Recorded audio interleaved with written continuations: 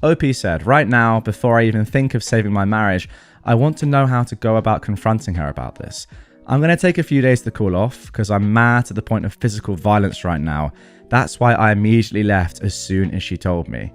Somebody else said, if you would hit your wife over YouTube and you're crying over YouTube more than you did your dog or mother, maybe you both are better off divorcing. Or someone who knows that is where your priorities lie and won't touch the work you do. What is it with these comments today and them just being awful? Who cares how you react to certain things in your life? Like, that's up to you and you can't help that. Also, why have you written YouTube like that? Like, this probably is this guy's job.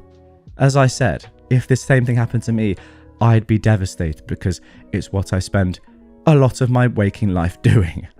Very, very strange comment. Anyway, somebody else said, this is what you do. You confront her by saying, do you have any feelings about a divorce? Go ahead, let them all out. It's healthy for you. It's not about the videos. It's about the absolutely ridiculous worldview she has. Yes, thank you.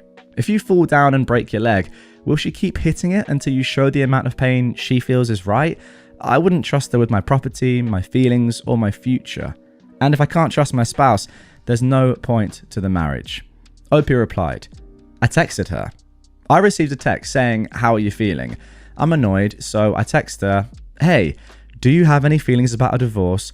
Go ahead, let them all out. It's healthy for you. Wow, OP actually did what the comment said. Her response was, baby, I'm really sorry. I didn't mean to do that. Leo died, and I guess it was just too hard on me. I love you so much, and I know what I did was terrible. Please forgive me and come home. I miss you. Let's just talk this through. Leo was our dog.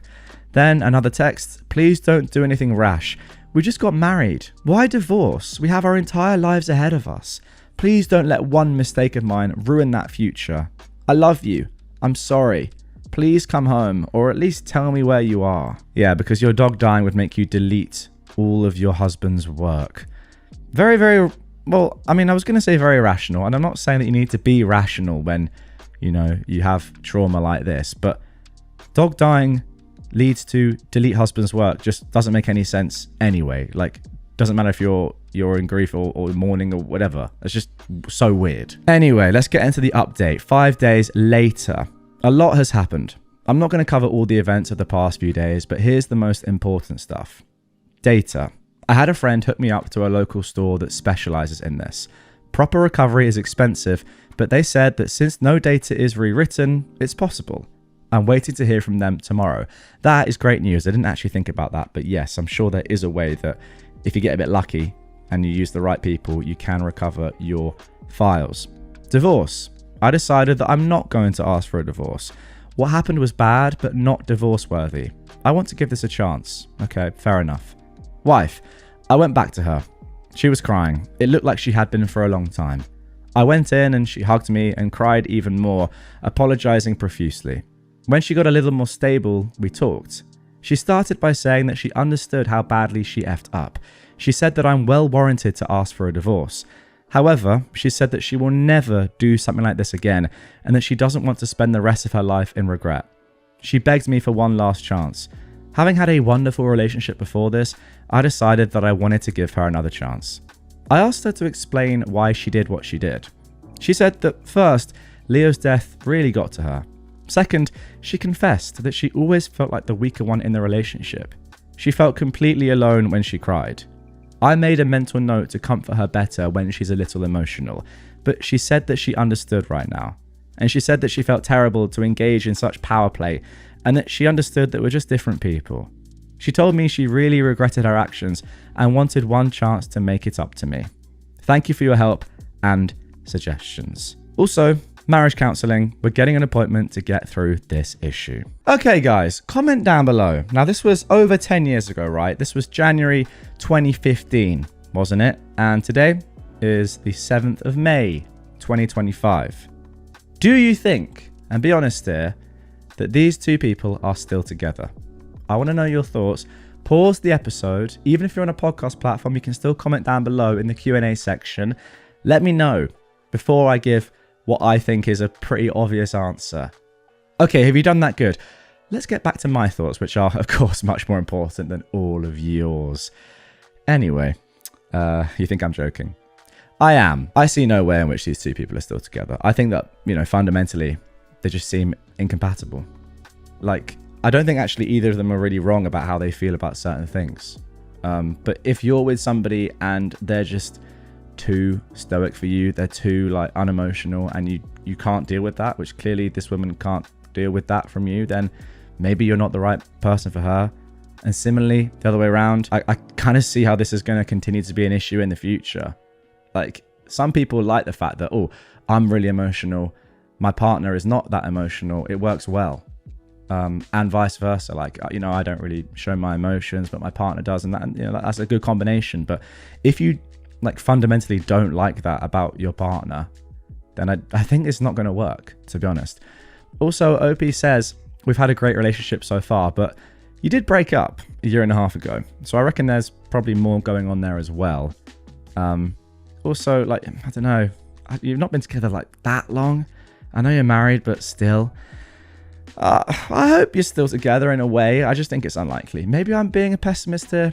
You guys let me know in the comments down below. I do agree. I don't think this is worth divorcing over. I do just think it's one of the weirdest things that I've ever heard, though. And I can't stress enough how angry I would be and just distraught if somebody did this to me on purpose. But anyway, those are my thoughts. And that's the end of this episode. Let me know in the comments, guys, what you think. I think you're going to agree with me on that. I really do. Sometimes I'm not sure, but this time I'm pretty sure.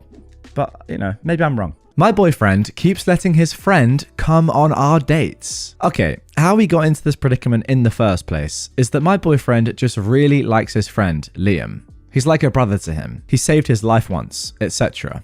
But he's on all our dates. I even brought one of my single dates on a date so we could double, and Liam and her don't date, so that failed. I've honestly asked my boyfriend, why is Liam on our dates? And he says that Liam is lonely, has nobody else, and he has no siblings or girlfriend. But then my boyfriend kind of guilts me because, and I know this sounds awful, Liam is the frickin' package for guilt. His mum died when he was young, then his dad and him don't talk anymore, so Liam just doesn't have anyone else to talk to. I honestly think my boyfriend is guilt tripping me, and I don't think I can do this relationship anymore. If nothing changes, I'm leaving. This has gone on for 3 months. Like, sure, I feel bad for Liam, but I don't really know him, and it's not my problem. It's also not just dates, but movie nights, he's here. Going to the mall, he's there. Where is he not? Also, I know this sounds made up. I still can't believe it, but it is very much real, and I basically just need validation that it's okay to break up with my boyfriend over this. Okay, somebody commented, before ending it, and you are fully validated on doing this, by the way, based on your post, have you put your foot down? Why don't you plan dates and tell him his friend is not invited, period? OP replied saying, I have, but as I said in the post, he always guilt trips me into letting him come. Saying this out loud, it kind of just made me realize he's manipulative. Somebody else said, it's okay to break up. You didn't sign up to be the third wheel in your own relationship. He can spend as much time with Liam as he wants as a single dude. OP left a little edit as well at the bottom of this saying, I called my soon-to-be ex-boyfriend to meet up and I'm gonna break up with him. I'm gonna tell him the exact reason, honestly. I swear, if Liam is there though, I'm not considering the possibility of not breaking up with him. It's not even just because of Liam, it's that he manipulates me into letting Liam come. I mean, yeah, from my perspective here, given that you have put your foot down, and maybe you've done as much as you can here to say, listen, I'm going to break up with you unless you stop bringing Liam to our dates. There's ample time, by the way, in the week to see Liam not with me and not on our dates.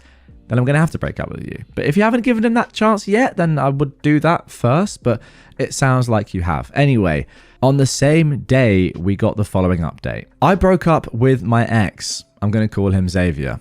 I went to where we agreed to meet up. And guess who he brought with him? You guessed it, Liam.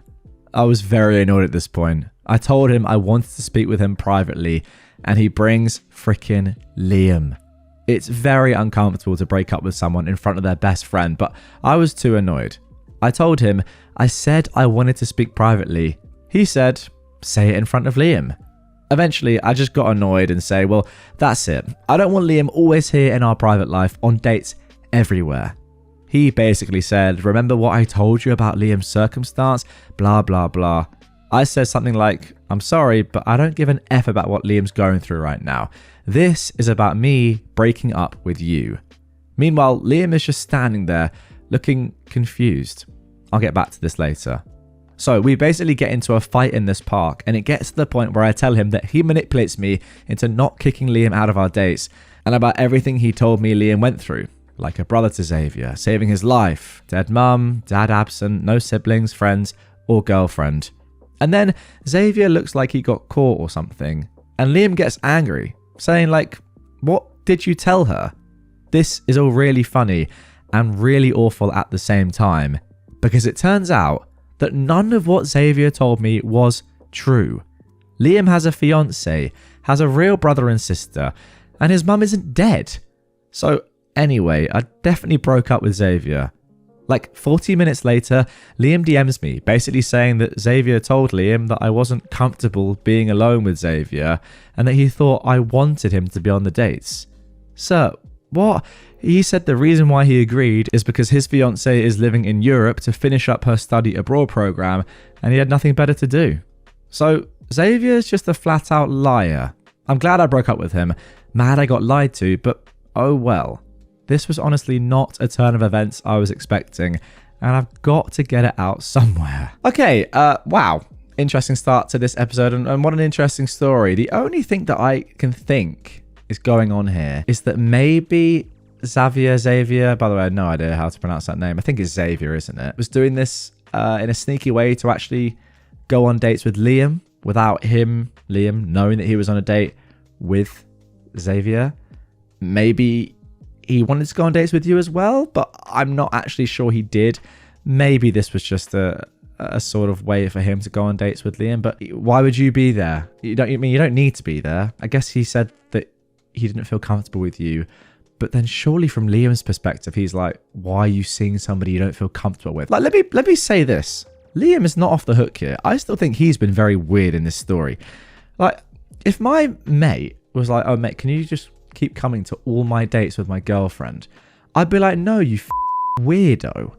That would be the weirdest thing ever. So what? I wouldn't say, oh yeah, I'm bored, I'll come on all your dates. Liam's really weird, actually, now that I think about it. Xavier is obviously the weirdest guy in all of this, and you made the right decision by breaking up with the pair of them, it seems like. What a strange story. I mean, just looking through the comments, somebody's comment, which is one of the top comments here with over 5,000 upvotes, is just, what the fuck? Okay, what a strange post to start today's proceedings. Now let's get into our second. Am I the jerk for not letting my coworker stay at my place, even though I have the space? So, I, a 23-year-old woman, live alone in a small 2-bedroom house. One room is mine, the other is basically my everything room. It's my office, my closet, storage. Sometimes I just lay on the floor in there and stare at the ceiling when life sucks. It is not a guest room.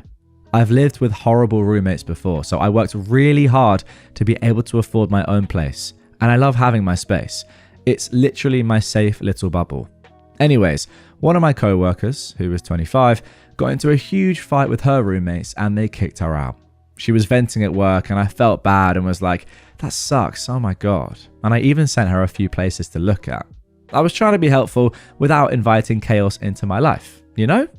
Well, later that night she texted me saying, hey, I was thinking maybe I could just crash with you for a few weeks since you live alone and have the space. I literally got that sinking feeling in my chest.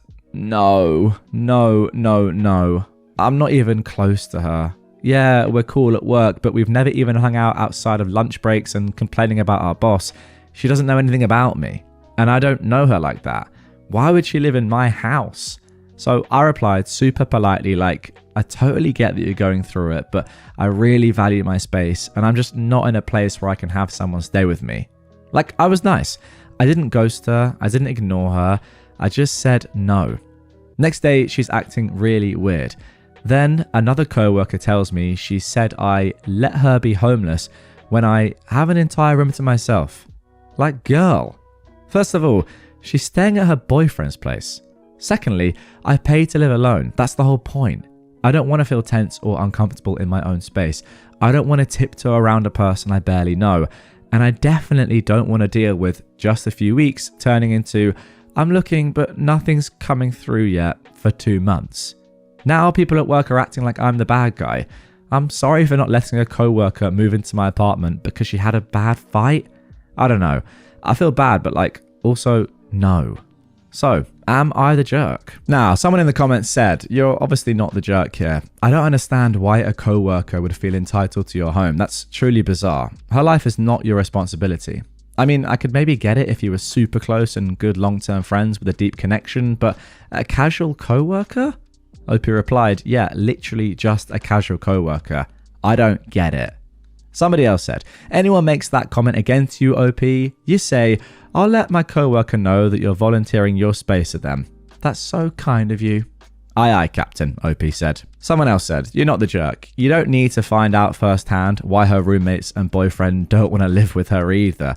That's a very good point. I mean, that is the main thing here. Like, if her own boyfriend isn't taking her in when she's in trouble, then obviously there's something wrong there. OP said, I'm definitely understanding it now, seeing the reaction after saying no. I'm a homebody and I really enjoy my personal space, given the fact I work 2 jobs and my home is my only carefree space. And ultimately, you were really nice about it. You didn't have to be as nice as that. You could have just said, no, sorry, I love living alone and, I've paid a lot of money to have a spare room for myself and I don't want to give it to anyone else. Simple as that. Somebody else said similar, like for the co-workers saying you're letting the girl be homeless, etc. Do you see them offering a place for her to crash? Exactly. OP said, it's only because I work my tail off with 2 jobs to have the extra space. It would feel pointless if I just handed that free space away. Somebody else said, this person isn't a friend or family. Why doesn't she just get an Airbnb or motel? That's what I was thinking, OP replied. If she's in such a horrible spot, I'd even help her pay for a night or 2. If it was family or my best friend, it would be a different story. But for added context, I've only been working at this job for 6 months. Also, it's worth mentioning, I think you made a great point here, that it's actually very likely that a couple of weeks would then turn into a couple of months.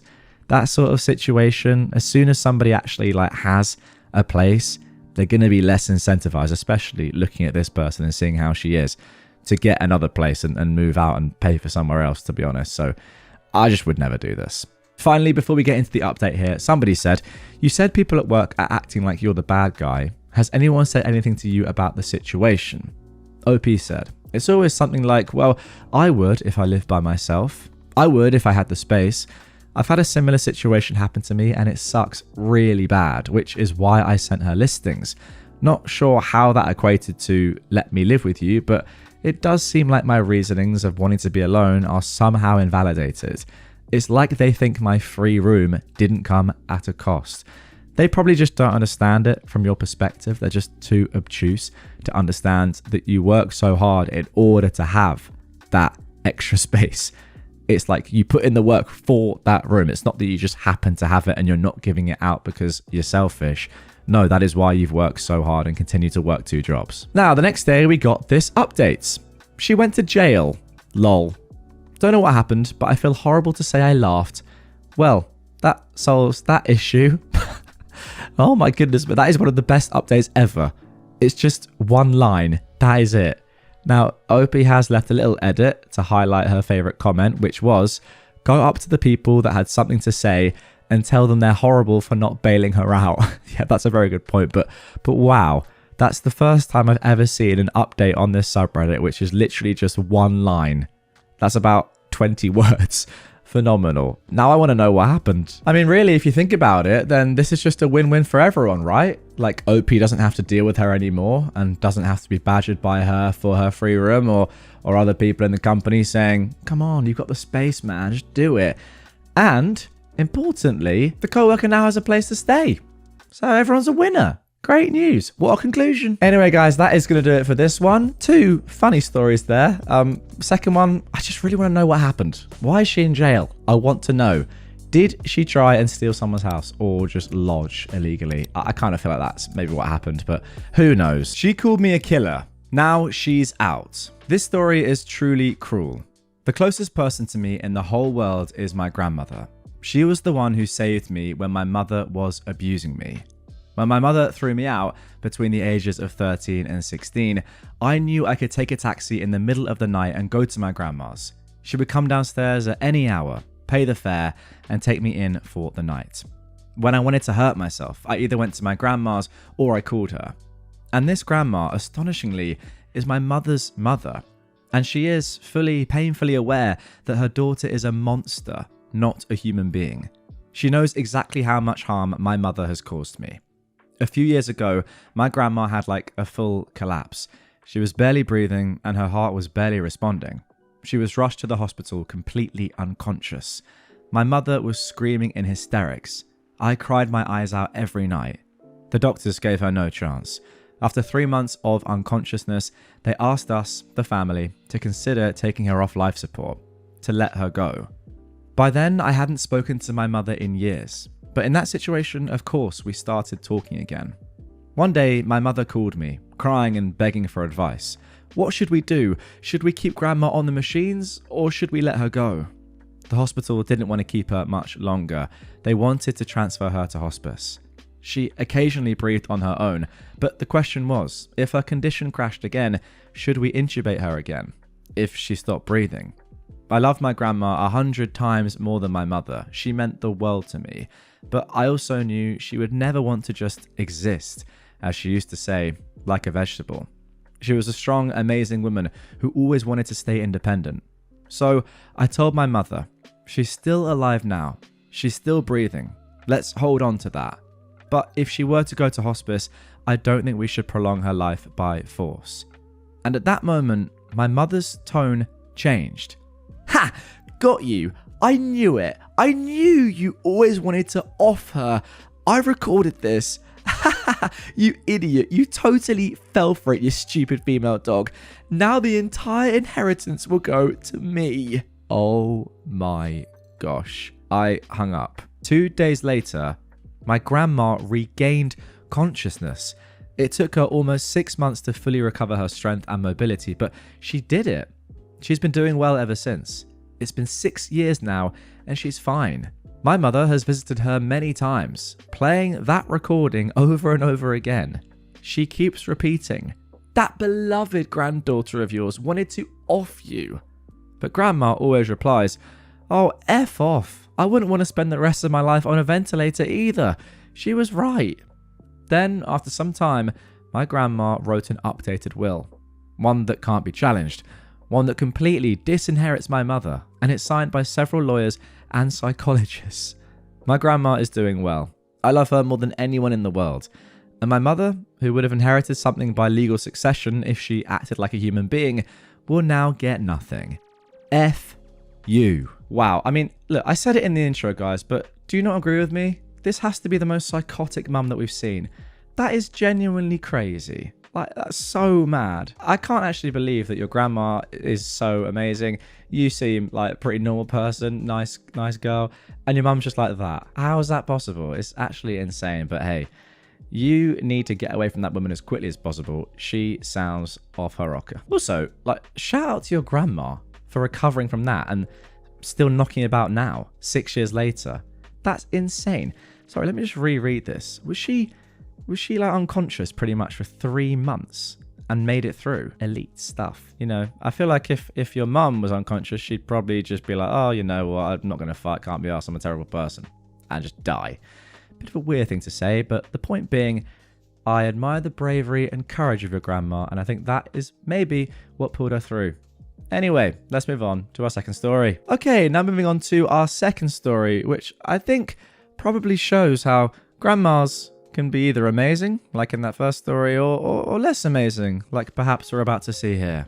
My grandma is surprised that I don't want her attention after ignoring me for most of my life. To give you a little context on the kind of relationship me and my grandmother had, for 20 years she spelled my name wrong. Every card that was sent had my name spelled wrong. On my 21st birthday, she sent me a card that actually had my name spelled correctly. And I, along with my mother, were so shocked that we were wondering if she'd actually sent the card. Growing up, my grandma was really close to one of my cousins, Mike. I just assumed it was because she and Mike lived close, while I only got to see my grandma on holidays or family vacations, so like once or twice a year. So the moment that made things click for me was when I was around 12 and we were taking a family vacation. We decided to go to a museum specifically for a Native American exhibit, as my grandma says we are Native American, even though there's literally no evidence of that. But once we got to the gift shop, my grandmother had bought herself and Mike matching necklaces. I remember feeling very bad and left out, so I asked her if I could get something to match with her as well, and to summarize what she said, "Oh, well, it's just the thing with Mike and I. We just really bond over our Native American heritage. You don't know much about it, so it wouldn't make sense to buy you something." It was at that moment in my head, I was like, oh, so you're just never going to acknowledge me and my feelings then. From then on, I never went out of my way to vie for her attention. Cut to several years later, I'm an adult and my grandmother is 79. My aunt had planned an all-girls cruise for our family. The entire time, my grandma kept wanting to join me for things and kept asking me about my plans. I found it all very weird because she showed literally no interest in my life prior. And she was shocked when I didn't want to do anything with her one-on-one. I talked to my mum about this and she was like, "Yeah, that's her. Her love goes to the highest bidder. I think now that she's really old, she's worried about the lack of connections she's made with family and doesn't want to die alone." I kind of felt indifferent about the whole thing. Sort of like it sucks to suck mentality. Which I do feel guilty about because she's my grandma, but relationships are a two-way street and my grandmother made no effort and seemed to go out of her way to make me feel bad. I'm not going to ignore her, but I'm not going out of my way to placate her because she now suddenly feels guilty. Especially if that guilt comes from a place of self-interest, which it definitely does. I'm saying that from the outside looking in. Now, OP has added a nice little edit at the end of this, which I need to read. "I just wanted to add some positivity to this mess. I've been building a relationship with my grandmother from my dad's side. The only reason we weren't close is because my parents divorced when I was a baby and my grandmother lived on the other side of the country. So it was hard for us to communicate and see one another. Now, I talk to her on the regular and she's super supportive and sweet. She always ends her messages with, quote, 'I love you, and remember, you can always call your grandmother if you need anything.' And it's very clear she doesn't have favourites. She loves all of us grandbabies equally, even the ones not related by blood." Well, there we go. Yeah, good stuff. What a lovely woman. Now, I'm happy to say that my grandmother, well, one of them anyway, both of them are still knocking about. Fair play to them. May well be watching and listening to this episode. If you are, hiya. It's me, your grandson. Point being, she's very supportive. She's a lovely woman. And I probably should see her more often. I read stories like this and I think, should be there. But yeah, she is definitely not the sort of woman that is going to do this, I don't think. And she's over the age of 79 now anyway, so that's very unlikely. But yeah, I don't know. I've been very fortunate with my family and grandparents in general. They're all pretty nice. They've all done pretty well. I think I'm very lucky. So I've never had to deal with anything like this, but I can imagine, like, when you have family like this, it's just so challenging. You guys let me know in the comments down below. Relationships with your grandparents, what are they like? If they try to use you at all, or maybe it's the other way around. Let me know. Now, as I mentioned, the third story in this one is an update to that 15-year sort of disowning and then coming back into their live story from a couple of days ago. If you haven't seen that one yet, or if you don't know what I'm talking about, then I've left links to part 1 and part 2 in the description. Actually, I'll just leave part 1 because you need to start from the beginning there. Then there's an update in part 2, and then we have this story. So yeah, I'm not going to give too much context here, apart from the title, which I'll read in just a second. But yeah, if you don't know what's going on, links down below. Okay, so let's get into this update then. My family disowned me 15 years ago, complete no contact. Now, all at once, they want back in my life and they're stalking me. I finally confronted them. So firstly, to answer a common question, am I going to seek out my siblings and their families? The answer is no, and that answer is set in stone. And the reason is relatively simple, at least to me. My siblings are 2 and 4 years younger than I am. So when everything happened, they were old enough to understand and know what was happening. I waited for a year and a half before I changed my last name and all my contact information. They could have easily reached out to me, stood up to our parents and come to my defense, but they didn't. So now all this time later, I just don't feel the need to contact them or reconnect. To be completely honest, they're complete and total strangers and I really don't see much of a reason to reconnect. People have been asking me if I'm okay and the answer is yes. I'm feeling a lot better. This got too much in my head, but I realized I was way overthinking this. Nothing really changes. I've not heard from any of them. My best friend took me to his lawyer and I gave him everything and told him everything. He said that since reputation and family name are so important, that a simple cease and desist letter should just do the job. That he was sure my family wouldn't want their reputation and story splashed across the local news. I also feel like because of my cousin, I in general feel better about things as well. Heck hath no fury like my cousin Jean annoyed. The other day she called and said that we need to take a day and go and do something. Get out of town and just forget about everything. I agreed with no thought to it. We always have a great time when we do an outing. So I got to her place and immediately went up to her kitchen for coffee to figure out what we were going to do. I got to the kitchen and she had a bunch of papers scattered out doing a bunch of research. I asked what she was working on. Her response, "Your parents annoyed me. All I want to do is go over to their house and beat the heck out of both of them." She took a drink of her coffee. Let's talk names again. She started to research our lineage and realize some things. She told me that if there was still anything left of our last name, businesses and family money, she was almost 100% certain that I would be the sole heir to anything left if there was anything. I asked how this was possible. Surely, if anything, it would be her husband's remaining siblings and children from those survivors. But she said it was because of my grandmother that she was one of the originals, for a lack of better words. I was born under the last name, and even though my parents changed it later, I changed it back. She said it could be considered along the lines of succession. My grandmother was an original. All I could do was just kind of laugh. It's so funny how vested Jean is in this. I made the comment, look, it all sounds good and it would be nice, but if her one sister-in-law had anything to say about it, she and her family would have taken it all by now. They already got the farm. Jean ended it with, "I would have helped you get what was rightfully yours."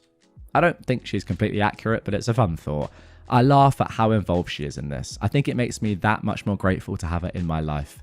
After that, we took off for the rest of the day and went shopping, had lunch, went and had manis and pedis done, and had dinner. But I'm good. I think we're good. I truly don't think I'll hear anything from my family. I think once they get the letter, it will all be done and over. Okay, so there we go. Pretty good update, to be honest. I think that's probably the end of things. Once again, slightly confusing. Not quite sure what is going on with the surname stuff, but it's not really important, is it? The good thing is Jean is just like a legend. I'm not entirely sure if what she's saying is legit or not. Kind of think it's probably not, but the fact that she's saying it in the first place and cares that much is amazing. And yeah, as you said, it's so good for you to have someone like Jean in your corner helping you out through all of this. Many of you have been asking for an update. First and foremost, thank you all for your responses. I was overwhelmed. I read every single one. I just couldn't keep up to respond to them. I also worked some extra shifts and had some really nice overtime, which right now comes in handy. Please just know I wasn't ignoring you, I just couldn't keep up. This isn't the update that many of you were most likely hoping for. I haven't heard from my family since I confronted them. I'm hoping it's all done and over, but at the same time, I'm thinking they're trying something else. Now, I wanted to address some other things. Many are saying they are out for money or body parts, that they see I'm successful and such. But I can't see this being the case. I truly don't think it's money. If they were able to drop $5,000 for a PI, then I can't see them hurting financially. My dad worked as an ORD for his entire career and made good money. My mum worked for a global corporation as a historical document manager. I didn't ask, but I'm thinking that they might even still be working. Others said maybe they need body parts. Oh, I see. Sorry, I thought that was like a joke about stealing an arm, but no, you mean organs. Right, okay, sorry, my bad. I can't see this being the case either, because all of these would have been mentioned the first or the last time we talked. People have mentioned they see me as successful and want in on it and take the credit, saying that they're responsible for that in how they treated me.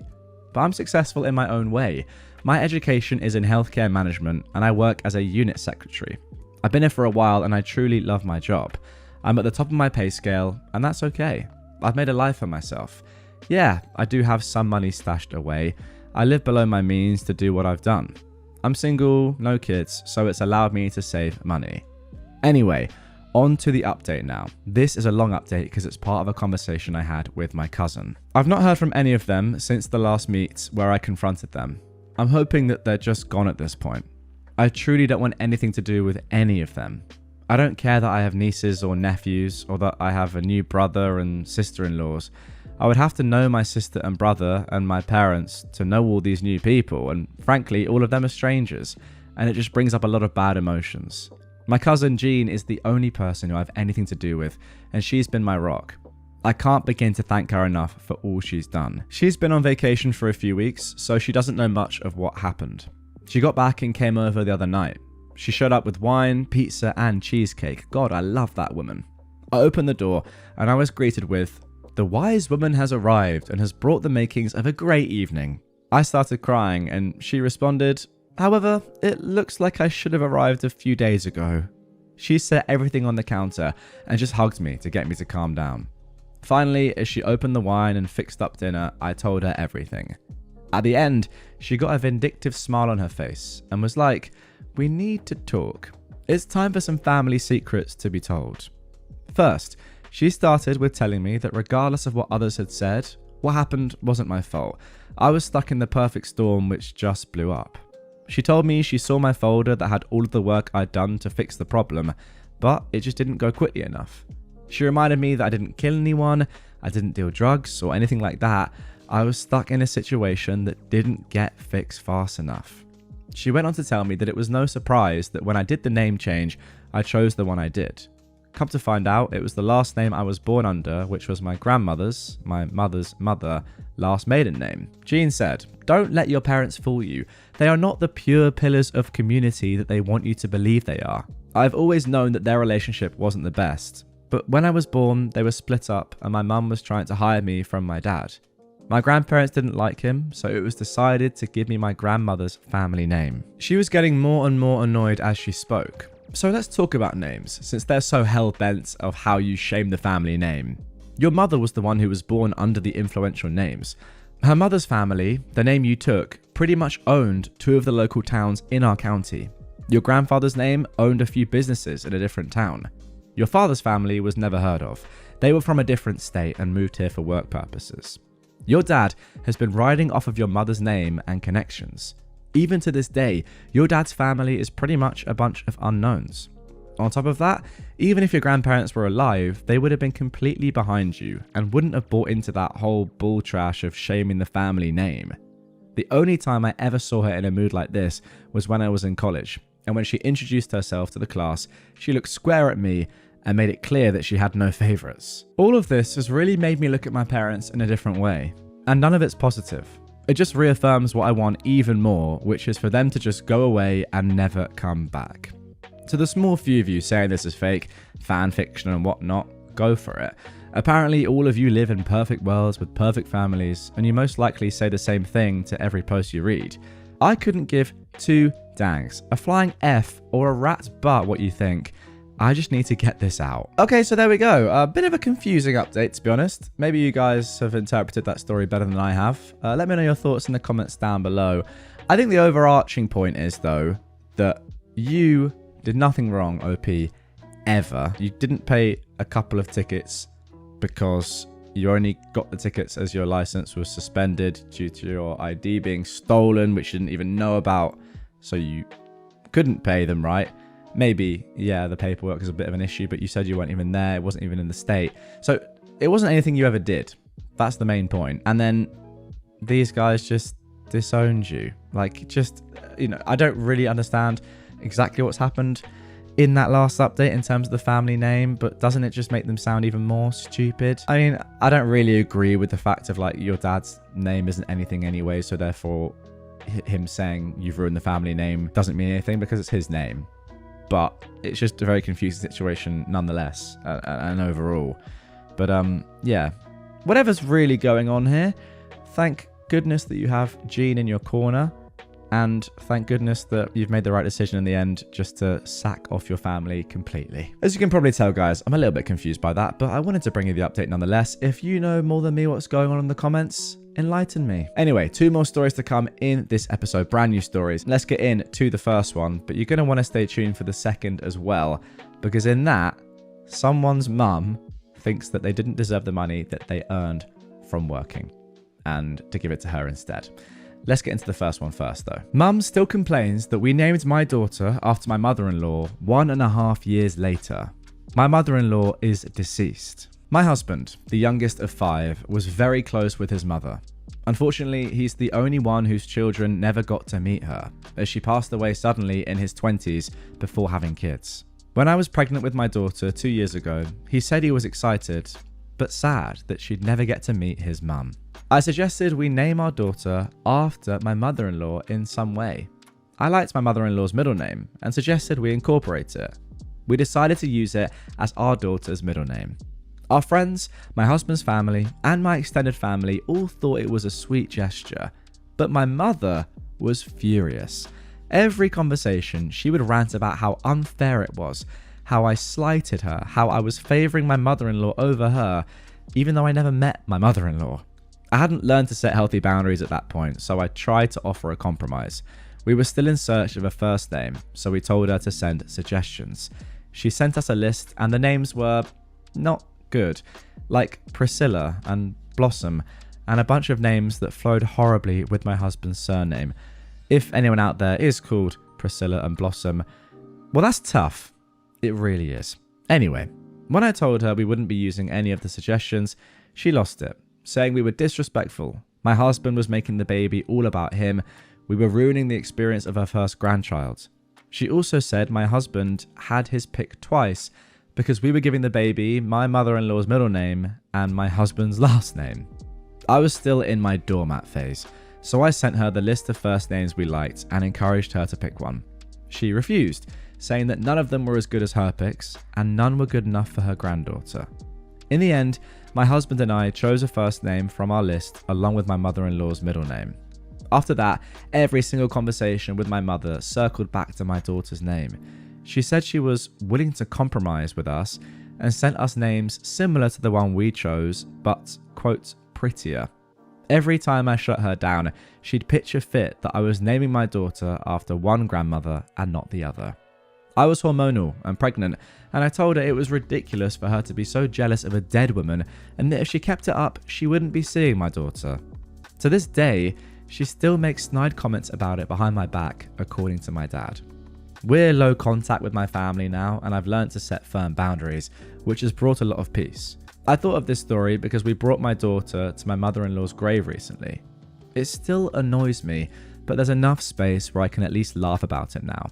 Hopefully, you can laugh about it too. Okay, well, your mother's just a clown. Now, I feel like it's a bit of a shame that you're low contact with your entire family, because your dad seemed alright with this. But your mum, just so dumb. I mean, being jealous of a dead person is like, it's a new low, isn't it? It's a new low. Like, your mum could have had a granddaughter with a name that she didn't like or was jealous of. But instead, she lost a daughter and that granddaughter. So well done to her. Really well done. Sensible decision making. I mean, I guess you could have said to her, I don't really know why you're so upset. When you die, I'll name our next child after you, if that makes you happy. It's like, you're still alive. My mother-in-law is dead. Yes, we've taken her middle name and given it to our daughter.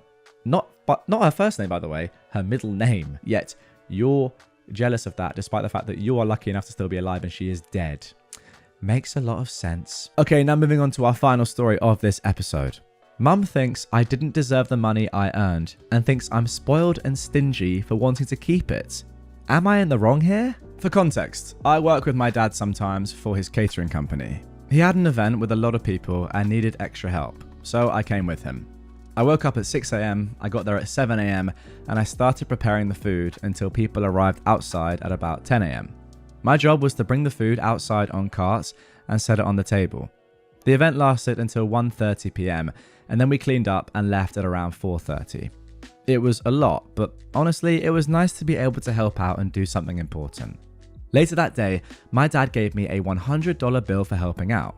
And, as expected, my mum freaked out and said I didn't deserve that much money, and she said to give it to her instead. This is basically how the conversation went. My mum, squinting. Where did you get that from? Well, Dad gave it to me for helping out at the catering event today. $100? That's way too much. You don't need that much money. I woke up at 6 a.m, worked non-stop from 7 to 4:30. That's 9 hours of work. Still, you're just a helper, not a full employee. You should give that to me so it's not wasted. What? No way. I earned it. Dad gave it to me. Yeah, but you live under my roof. That money should go back to the family. And I just helped feed like 500 people today. I think I can keep one bill without it being seen as a crime. My mum then just stares at me like I'm crazy. I just want to be able to have my own money and my own stuff. It just feels good to have something that I paid for. I've had so many times where she'll break my things or take my money because I didn't buy it myself. Now today, she's talking about it again, saying I've always been spoiled and that I'm just being stingy for not wanting to give money to her, my mother. Most of me feels like I should have the money, but now my dad has done a complete 180 and says that I should give the money back as well. What? So I don't know if I should just give it back so things don't escalate for no good reason, or if I should just keep the money that I worked for. Well, that is a crazy end to that story. I thought that was going down a pretty typical entitled parents route where this Karen mum was just dumb. But the fact that the dad's 180'd as well is terrible. $100 for 9.5 hours of work is actually pretty bad. Like, that's below minimum wage. Well, it is in the UK at least. I presume it is in America as well. Even for someone under the age of 18, I'm pretty sure that's very close to below the minimum wage you're allowed legally to give somebody. I guess it's not full-time employment though, so it's a little bit different. But whatever. It's not like a crazy amount of money, right? $100 for a full day's work is not a crazy amount of money at all. So the point being, you definitely deserve that money. Your mum's crazy. We all know this. Why is your dad gone 180? That's the embarrassing thing here. It must be because she is pressuring him into doing that, which is poor. Not just from her, but from him to like lie down and be trodden on and be like, oh, fine. I guess I'll have the money back then. He knows full well that you earn that money and that $100 is a very fair amount. If not enough. So that's crazy from him. Very, very poor. To be honest, halfway through this, I was thinking that maybe your parents were divorced or split up and that's why your mum was annoyed. But I actually think now they're probably still together and it's just the pressure from your mum to your dad that has made him become your mum's little bitch. It's gonna have to be censored, but your mum's female dog is probably more apt. But there we go. Am I the jerk for laughing at my stepson and ruining his wedding? This was originally posted on April the 18th, 2025. For context, I've been married to my husband for just over 20 years. We started dating when my stepkids were 5 and 3. Our kids are Adam, he's 28, stepkid 1. Ben, he's 26, stepkid 2. Charles, who's 20, David, who's 17, and Ellie, who is 13. Adam is getting married at the end of summer to his fiancée Alice, who's 27. We've all been very excited for them. All of the kids have roles for the wedding. Charles is the best man, the other 2 boys are groomsmen, and Ellie is a junior bridesmaid. Last weekend, we had a dinner for my husband's birthday. All of the kids attended along with Alice. The topic of the wedding came up, and this is where it started to go downhill. Ellie brought up that she was so excited to go dress shopping and that we plan to go to a bigger city in a few weeks to get her a dress, and me a stepmom of the groom dress. At that, Alice looked at Adam sideways and responded that we only needed to worry about one dress, Ellie's. Ellie kind of laughed and said, "What are you expecting mum to wear then? A suit?" Alice responded with, "Well, she's not going. You know, we're keeping our guest list very limited to only family and a few close friends." What? Adam and Alice have been to our house numerous times for holidays, dinners, just to say hi since they've been engaged. This has never been brought up. Pretty quickly, things escalated. The Cliff Notes version is that Charles asked them to clarify if they were choosing to uninvite me now or if I was never invited. Alice confirmed the latter. Why? Well, Adam said it's because I'm not his mum. Charles, David and Ellie argued with Adam and Alice that none of them were going to go if I wasn't invited, that it was cruel to leave me out given I've been his parent for a majority of his life and loved him like my own. My husband and I admittedly sat there for a minute, just freaking shocked. Adam finally turned to my husband and said, "Well?" My husband told him he wouldn't be going either. Adam then turned to me and asked if I was really going to let everyone ruin his wedding on my behalf. Here's where I might be the jerk. I just laughed. I don't know what came over me, but the entire thing was just so ridiculous that laughing was the only thing I could get out. I told my husband I'd be waiting in the car, and I left. And then I promptly bawled my eyes out. Oh man. Anyways, Charles, David and Ellie are not talking to Adam. Adam called my husband yesterday to try and smooth things over. He was still adamant that I'm not invited and it's their wedding though. He also requested that I apologise for laughing at him. My husband told him, tough trash. It's their wedding and they can invite whoever they want, but they can't control who will actually go. He said they owe me an apology and that Adam should be ashamed of himself. I'm getting texts now asking what the F I did and why I'm being a step monster and ruining the wedding. So am I the jerk? Wow. Obviously not, but goodness me. What a start to this story. Now, I want to immediately get into the comments here because this comment I think is very, very apt. Somebody said, I feel like there's actually a lot missing here. You've been married to his dad since he was 8. That was years of elementary, middle, high school, college, 20 years. Is his mother still alive? Did his fiancee influence him? Just seems odd to not invite his dad's wife of 20 years and then call her not family. I don't think you're the jerk, but I just want to know more about the past 20 years. And I think that's very important because without that context, looking at this, you'd just be like, okay, what is going on? Adam and Alice are ridiculous here. Or Alice has such a hold over Adam or whatever. But, you know, we don't know for sure what OP's role has been in Adam's life. We just know she's been around for a long time, but we don't actually know what their relationship is. So I'm happy that somebody asked this in the comments down below. And OP replied saying, I'm sorry, I had to cut out a lot for the character count to post. On r/AmITheJerk, there is quite a limited character count. Anyway, when Adam called, my husband did ask him if I'd done anything. If it was related to his bio mum, she's never gotten along with us. If I'd overstepped in any way. Adam says, no, it's just they want family only.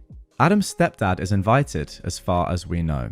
I was a stay-at-home mum for most of my stepkids' childhood and we had 50-50. My husband has always worked a lot but has been as involved as possible. The house and child rearing mostly fell to me though. I love our kids to pieces. I thought we'd made it clear from the beginning that I am/was another parent that loves them, not a replacement mum. We've never had any issues, and I thought up until now that we were particularly close. Our communication has slowed since he met Alice, but he was calling me about once or twice a week prior to this. Alice and I have gone shopping on occasion, got on lunch. I even went with her to the florist for the wedding because her mum wasn't available and Adam got called into work.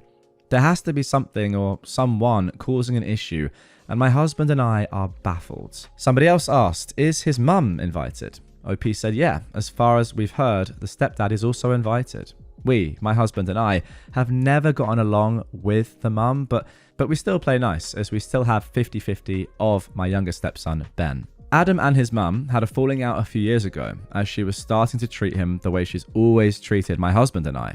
That is, poorly. I don't really know how to nicely explain other than she's a narcissist. Adam hasn't wanted to talk about it much, and we won't push it. I know they talk and visit, but how close they are, I've got no idea. Somebody asked about, custody of Ben at 26? Yeah, he's disabled. He can choose where he's staying as he likes, but he mostly sticks to a 50-50 schedule, unless there is a family event or vacation. He's pretty independent, but he's not able to live on his own.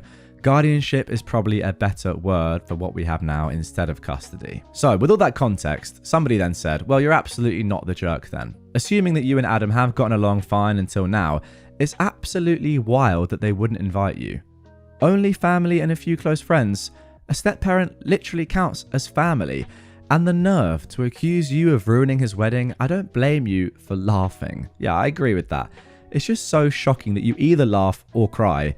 And OP did one and then the next. It makes sense to me. I mean, that's a genuinely very reasonable reaction to something that is as outright hilarious, really, as that. OP then said, it's probably also relevant, but my husband's parents are long since deceased. My parents, dad, stepmom and mum, have been very involved with all of the kids since they were little. They're also not going, since if I'm not family, they're not either. My brother and sister-in-law, their daughter, my cousin, they call him uncle, and several of my other family members that have been around since my stepkids were little have also dropped. They're up to about 20 people who have rescinded their yes RSVP for a wedding of maybe 60. Now, thankfully, another commenter picked up on something that I just realized. Wait, hold up. So your family was invited, but not you? Then what the heck did Adam expect when it came out that you're not invited? Well, that's my family's take. Why are they invited, but I'm not? They aren't related to my stepkids by blood either, but they're apparently family. To be fair, my family is larger than my husband's and my stepkids, stepdads and biomums.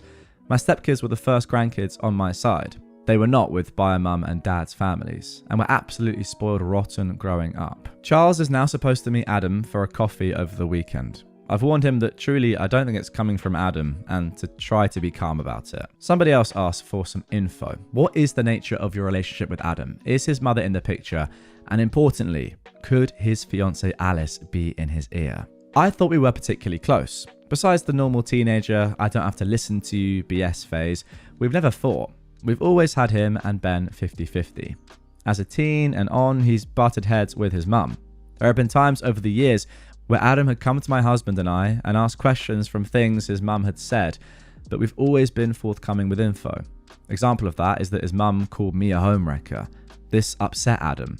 Adam came annoyed at us, explained that no, Bio mum and dad were long since broken up, and mum even had a fiancé who was not current stepdad when I met dad. Pulled receipts. Then Adam got upset with his mum, blew over and on to the next thing.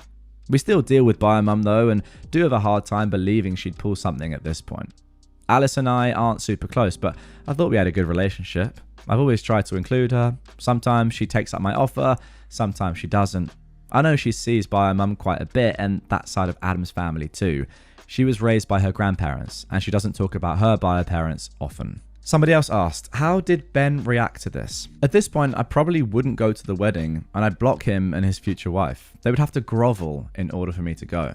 They made it clear they don't see you as family, so you don't need to do anything for them going forward. OP said that Ben was very upset and confused. He is autistic, so what exactly the argument is about doesn't quite click, but he's mostly upset that Adam says I'm not their parent and his siblings are all fighting. We've sat him down since and explained that I love him dearly and I'll never go anywhere. All of us love Adam, we're just hurt. He himself can choose to go to the wedding or not. He doesn't have to choose sides, we'll still love him if he goes. Honestly, he probably will. He loves cake and dancing. He seems to be doing just fine since. He's not asked about Adam, but we'll go to his mum's tomorrow and probably see him there. OP added a little bit more context down below as well, just info on everyone's relationships, saying, it was hard to include every bit of context in the post because of that character limit, but I quit my job when Charles was 6 months old. Adam would have been 8, almost 9. No affair. I met my husband when he'd been divorced for over a year. Bio mum was engaged to somebody else. If you ask their bio mum, she'll say I've always overstepped. If you ask her how, she'll give examples like I went to school events. Well, so did stepdad. I helped with homework. I spent too much time with them. She would thank me for loving her kids so much and then turn around and berate my husband for me loving kids that aren't hers too much. Another example is that in the beginning, she wanted to communicate with me directly more. Said she loved the communication and that I was easier to deal with than my husband. Next argument with my husband, she brought up that I was weird and too involved and she shouldn't have to talk to me whatsoever. I've not talked to her since. Periodically, she's brought up that I was easier to talk to and she doesn't understand why communication just has to go through my husband. Well, after several years of trying to appease her, we quit to just focus on keeping our family happy and supported. It's been 23 years now of dealing with her. I've been to therapy multiple times to resolve whatever issues she says I have. It did actually help with strategies to deal with her. Truly, it's just that she has mental issues. Their dad did work a lot. He's always been on nights. It's changed slightly over the years, but we had stepkids Friday, Saturday, Sunday, and every other Monday. His days off have always fell over those days, so he can spend the maximum amount of time with them. But usually he worked 1 to 2 of those nights. Very rarely would he work overtime on days we had my stepkids. Usually he would though on days we didn't. We still currently try to do dates on days when Ben is not with us. I hope that makes sense and clears up some questions. Now somebody asked for a little bit more detail on Alice, and I feel like when we get into the update of this story, and I'm just guessing here because I haven't read any further, but I think Alice is going to be an integral part. Surely it's come from her. Right now, I just cannot see how this is coming from Adam. But anyway, somebody asked, are Alice's parents still together? Has she assumed you're some kind of evil stepmother? Does she have a bad relationship with her stepmom and doesn't want to invite her? OP said, her, quotes, mum and dad are actually her grandparents. She's not talked about it much with me specifically, but her bio mum is deceased, drugs, and her bio father is in prison. She's talked about it some with my husband, who was adopted by his aunt and uncle, father not in the picture, and mother died from cancer when he was 4. My stepmom has also talked with her at one point because she too was adopted by her grandparents for similar reasons. It just adds to our confusion. We've got such a mix of types of family, regardless of blood. My mum has been laying it on thick that I need to smooth things over because family is family, and I'm the parent, so it's my responsibility to fix it. But frick, I'm not ready to talk to Adam. Now, to briefly summarize this comment, they pretty much say that they think there is a bad actor here, but they do not think it's OP. From everything they've seen of OP's writing and how she acts in the comments and what she says about her relationship with Adam, with Ben, etc., she's a good mum. And I agree with that. I think it's pretty clear, right? You can tell by someone's writing and stuff that, you know, they are not the issue in this story. I think we can all agree on that. Anyway, OP says, thank you for your thoughtful comment. Adam will always be my first son, whether he thinks of me as his mum or not. I thought we've been pretty clear throughout the years that I love him, regardless of what he thinks of me, and that my involvement extends to whatever he wants of me, and some fair non-negotiables. Mostly safety things, chores his dad agreed on when I asked, that kind of thing. I couldn't get in with my therapist this week, but I do have an appointment next week, and we will try to formulate a well thought out response back. I'm certainly not a perfect person or parent, but I won't intentionally sabotage him further. I do love a good revenge story, as do I, but that's not it when it comes to my kids. I've talked to the youngest 3 and they've reassured me that it's their choice whether or not they go, and I won't push them on it. I've been reminding them that he is still their brother and it doesn't sound like him. Mostly for Charles, he's very outspoken and protective. Charles is supposed to meet with him this weekend and I'm hoping we'll get some clearer answers from that. And then, 5 days later, April the 23rd, we got this update. Thank you to everyone who responded to my post. Most of you were kind and offer good advice. I appreciate it. Before I give an update, I just want to answer a few frequently asked questions. 1, I am not an affair partner. My husband didn't cheat on his ex-wife with me. We met about a year after they divorced. She was already engaged, not to current stepdad. Not that that really matters. And 2, Ben was at the dinner. He's autistic. I went into it some more in the comments, but he was very upset. He doesn't understand the argument. He was mostly upset at Adam for saying I'm not their parent, and then at all the siblings for fighting with each other, as we heard before. Anyways, the update. The short is, if you guessed it was related to biomum, you were correct. I didn't want this to be the case. Oh, interesting. That is really interesting.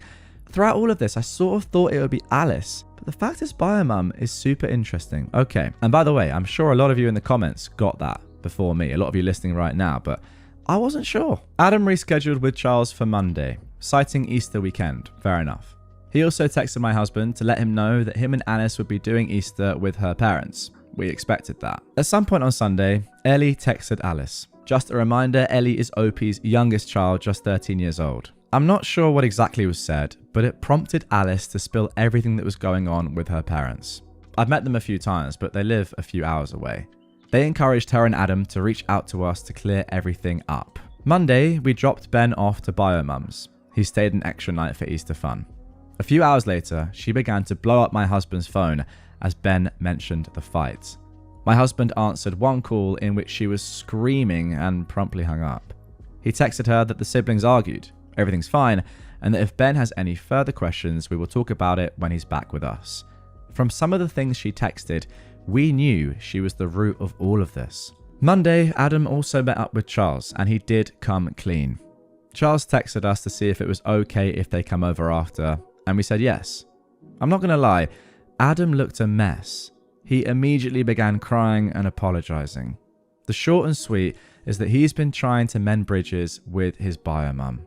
Their wedding isn't 60 people, it's blown up to about double that, and they've been struggling to figure out how to pay for it. At one of their visits, Alice let it slip, and Adam's biomum jumped to help pay for things. It slowly snowballed from there, from small requests to big requests. I'm not sure what the final nail in the coffin was, but it ended with biomum requesting I not be there. Adam said it was easier to hurt me than risk World War III with his biomum. Alice's parents were less than pleased to find out how they've been with the wedding and budget, and even less so at Adam's bio-mum's antics. They're trying to figure out how to start covering the payments that bio-mum has made. We've decided to help Sam with this. Adam also asked if we could meet again in a few days with Alice, and we've said yes. There's still a lot of ground to cover for this to be close to mended. I'm still hurt, but mostly I'm angry on behalf of my oldest son. Okay, there we go. Very interesting final line, I've got to say, and very interesting story on the whole. But the first thing that comes to my mind is, why are you feeling sorry or angry on behalf of Adam? I don't understand that. You should be feeling angry because of Adam, not for him. Like, he is the one throughout all of this that has shown no backbone at all, has never stood up for you, and has chosen money over his stepmom, who's been in his life for how many years? Like, over 20. That's crazy. Like, I get it. You love him. But you've got to open your eyes and see that he is the reason why this has happened. He doesn't need the money. Like, he's been dumb enough to be like, oh, the wedding's got too big. Close it down then. Make it smaller. It's not that hard. Like, if you're choosing money from someone that, you know, you don't really like that much, or I suppose, look, it's just bio-mum, yeah, but there's been a lot of issues, it seems like, throughout their lives together. And then you're then just neglecting someone who's been amazing in your life because of a little bit of cash for a wedding, then you are a disgrace. I'm sorry, you just are. I mean, someone has said in the comments down below, which made me laugh, is it even legal for Alice to get married to an invertebrate? Citing the lack of spine that Adam is showing here. And I don't know the rules. I've never tried. I'm not like attracted to ants. But yeah, can you marry an ant? Let me know in the comments down below. I mean, it's just crazy, like the lack of loyalty. This woman has raised you since you were 5. And you've chosen a little bit of cash because you accidentally invited too many people to your wedding. You are a genuine disgrace, Adam. I'm sorry. Like, I can have a go at Alice here, but I wrongly thought it was her fault. Maybe she's like, okay, we need to have a bigger wedding. We need more people. Let's get the money from your bio-mum, which is, again, bad, but we don't know that for sure. She is also to blame, of course. Bio-mum is clearly just a weird person, but I'm sorry. I've got to look at Adam and no further, because he could have stopped it and said, no, I'm choosing love over money, but he didn't. And ultimately, that all comes down to him. Think twice before you judge someone for vaping. This happened earlier today. I was at work, outside on a smoke break. I vape. One of my co-workers came outside and took it upon herself to start lecturing me. You know, vaping kills people, right? There's metal and other chemicals in vapes that are so bad for you. You should quit and look to God for guidance. She just kept going on and on about how badly I should quit. Now, I don't entirely disagree, but I find it rude to just comment on someone else's habits unsolicited like that. So, I responded the best way I knew how. Well, there are a lot worse things I could be doing right now instead of vaping.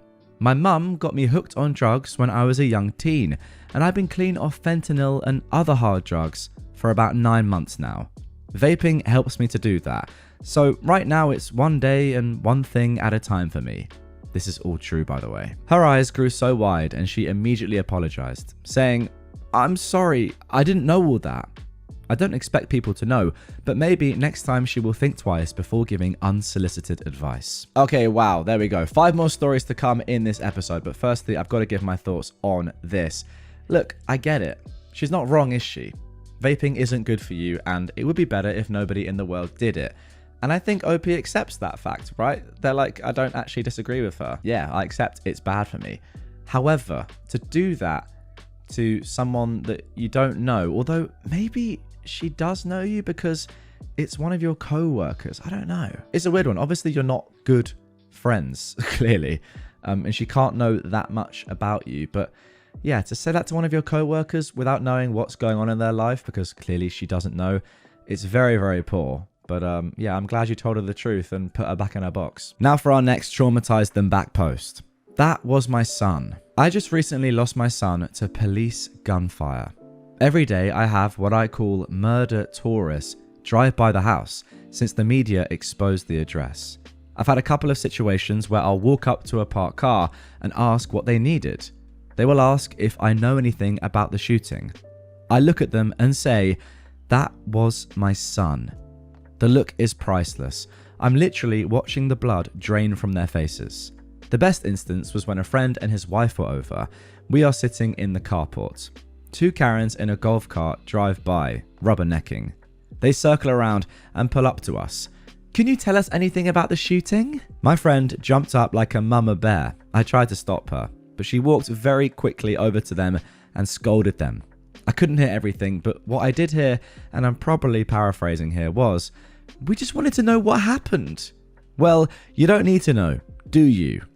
I love my friends. Well, that's one of the saddest posts that I've read from this subreddit. Fair play to you for doing so well here. I just want to also mention what OP left in the comments down below. I'll put it up on screen right now. They say, also I will say that I've never seen such an outpouring of love and support from neighbours, some of whom I've never met before. For every murder tourist, there are 3 people opening up their hearts to me. There are good people. Also, I forgot to mention, one woman gave me $60 to help with funeral expenses. She said she wasn't rich, but she understood what I was going through because of personal experience. That's awful. I mean, a truly awful thing to happen to you. I guess that you are traumatizing these people back, but I can't even really talk about that because it's so unimportant compared to what's happened to you. I think the thing that I would say is murder tourism. Like, is that really a thing? You see a shooting on the news, you know the address, you go to that location and you're asking questions to local people.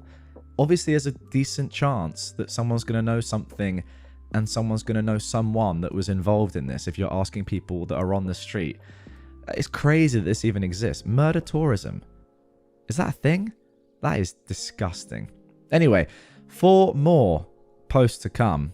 Let's get into the next. Homophobic parents? Be even more homophobic. Hi, for some context, I, a 16-year-old guy, am gay. I'm only out to my group of besties and my brother though. I'm part of a Muslim family. They're wonderful, and I love them with my whole heart and soul, but my mum and stepdad, my mum's 42 and my stepdad is 46, are homophobic. My brother, who's 13, isn't as much, though he does have some slight aversion to the LGBT community. So, we were on a road trip on our way to some auntie's house, and me and my brother were watching Mean Girls on my phone, having a good time. The jokes were funny, and my parents were chatting indistinctively. That is, until a certain joke happens in the movie. I think the joke was about some kids holding a gun, saying they used it to hunt animals and homosexuals. I laughed, because, haha, get it? Southern Americans, am I right? But my dad was not having it.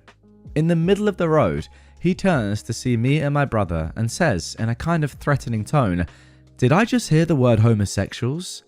I said, yeah, and that it was just a joke in the movie. Then he said, "I better not see you watching that weird gay content," with my mum just nodding and saying yes. I was livid, but I quickly came up with a good answer to that. "Oh, don't worry, Dad. The joke is about shooting down gay people, as it should be," I said with a smile on my face. My brother just looked at me with a face that screamed, "Dude, what the F?" My mum looked at me with a similar face, but slightly worried, and my dad just muttered, "Well, don't say that. You must respect others." He just tells me to stop talking and says that we must be good to others and respect them and blah blah blah. Since then, they haven't even muttered a word whenever I mention something LGBT related. The biggest reaction I got was when I got an eye roll from my mum when I pulled out the 1,500 species of animals have homosexual tendencies, only one is homophobic card. I kind of feel like a jerk for that, but I felt really frustrated with the whole homophobia and hypocrisy from other Muslims. I'm proudly Muslim, but I really hate when people say that it's the most peaceful religion and Muslims are so kind and loving, when my very existence is a crime in the eyes of my family and the entire country I live in right now. Anyway, remember to treat others as you'd like them to treat you. Have a wonderful day, and remember to drink water. Well, you know what? Thank you very much, OP, because I've just forgotten. So what I'm going to do now is take a lovely long sip. Oh, and a cheeky gargle as well. Yeah, very interesting last couple of sentences from you there, saying that you don't like the fact that Muslims are or Islam is the most powerful religion and Muslims are so kind and loving when your sexuality isn't actually accepted by Islam. Interesting point. But yeah, it's a weird one. I don't want to get into the depths of this in terms of your religion versus how you actually like interact with other people and appreciate other people's sexuality, gender, whatever it is. It's a bit of a lose-lose situation, I think, if I go down that road. But you handled yourself well there, I suppose. And hopefully at one point you will feel comfortable enough to have that conversation with your parents. But I don't know, it's going to be tough, isn't it? Now, interestingly, the next post comes from that same person. They've posted again. Am I, quote, acting autistic? Well, guess why. Hi there, they say. I recently posted another story in here and you all really liked it, the one I just read, so I thought it would be nice to share another one. This one is not about homophobia though, it's about autism. For some context, I suspect I have autism. I have hyperfixations, I stim quite often, I'm kind of noise sensitive, I have trouble communicating, etc. I'm currently going to a psychiatrist, but it's not to get a diagnosis. My mum doesn't think I'm autistic. And one of my besties, who has autism, also thinks that I'm actually probably autistic. So this story starts with me leaving the prayer room at my school. This prayer room is located right next to some stairs. Luckily, not many people use them, so I don't have to deal with kids often. Not this time though. As I was leaving, a kid, 12 or 13-year-old guy, was going down the stairs and sees me walking out of the prayer room. And I guess he didn't know what that place was for, so he asked me what I was doing there. Not only did my social anxiety kick in, but I also don't really like talking about religion, especially to children, so I wanted to leave the conversation as soon as possible, while also being funny. And I said, "Oh, magic rituals, of course." I chuckled a little, but the kid was pretty serious. He looked at me dead in the eyes and says, "Why are you acting so autistic, bro? Stop that. It's so weird." I was obviously flabbergasted. I assumed that I was acting a little robotic. It happens sometimes, especially when I get socially anxious, which I assume is what he meant by weird. But also, dude, I don't know you. So I did something that kind of gives me mixed feelings. I looked at him with a smile, and this is the conversation that transpired. "Make a wild guess," I said. "What?" "Well, you asked why I'm acting so autistic, so make a wild guess as to why." His face goes from, "What does that even mean?" to wait, no, to "oh dang," in a couple of seconds. It was priceless. He immediately starts apologizing, and I just tell him to please not talk to me ever again. It turns out he's one of my brother's besties, so my brother comes to talk to me soon after, saying that he didn't mean to insult me, he just uses the word autistic often. I told him it's fine, but I was still pretty offended, and that his friend shouldn't call others autistic with bad connotations. I told my friends about that, and they were all pretty supportive. I didn't tell them about the clever comeback part of the story though. I think I was a bit of a jerk there, because he was just a kid, and I insinuated I have autism without having a proper diagnosis, but whatever. I still got some laughs out of it, at least, and the kid's insult was actually kind of affirming in the end. Remember, children, don't tell strangers at school that they're acting autistic.